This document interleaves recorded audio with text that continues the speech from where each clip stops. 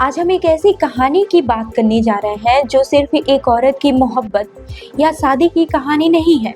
यह मामला अब देश की सुरक्षा से भी जुड़ गया है। बात हो रही है सीमा हैदर की।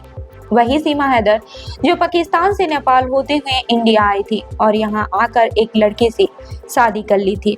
अब जब पहलगाम में आतंकी हमला हुआ है और सरकार ने पाकिस्तान को लेकर कड़े फैसले ले लिए हैं, तो लोग पूछ रहे हैं अब सीमा हैदर का क्या होगा।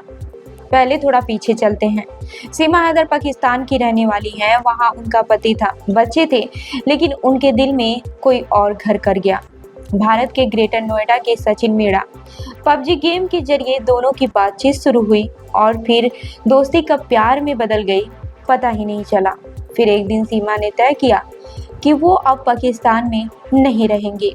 अपने 4 बच्चों को उठाया और नेपाल के रास्ते भारत आ गई।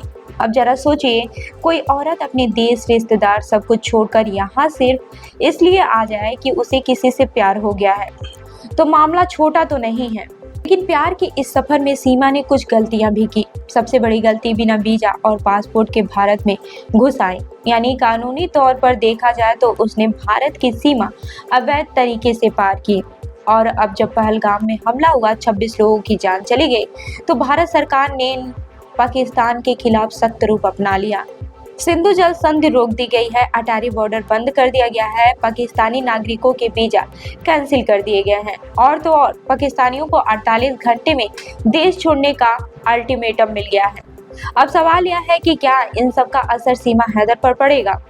लोग 2 हिस्सों में बंट गए हैं। कुछ कह रहे हैं कि जब सारे पाकिस्तानी वापस भेजे जा रहे हैं तो सीमा को भी भेज देना चाहिए, वही कानून सबके लिए है।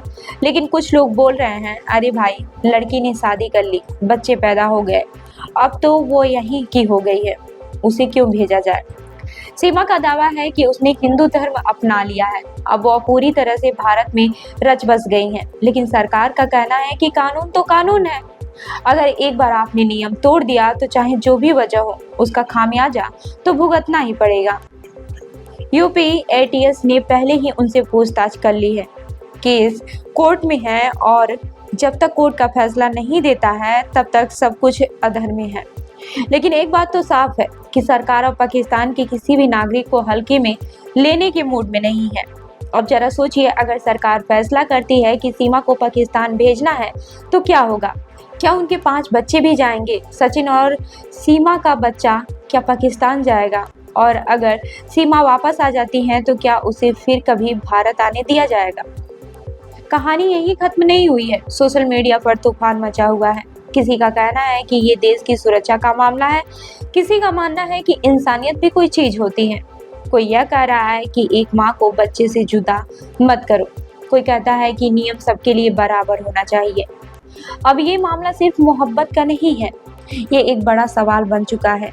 क्या कोई अपने प्यार के लिए देश की सीमा लांघ सकता है? क्या कानून को दरकिनार करके प्यार की इजाजत दी जा सकती है?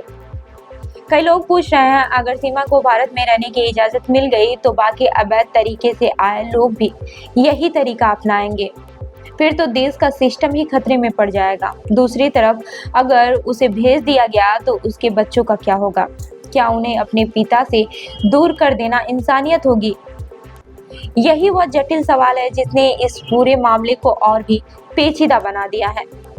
सरकार कानून देख रही है, लोग इंसानियत और भावनाएं, और कोर्ट वो तो सबूत और नियमों के हिसाब से ही फैसला सुनाएगा। सीमा बार बार यही कहती है कि अब मेरी जिंदगी यही है, मैं यही रहूंगी, यही मरूंगी।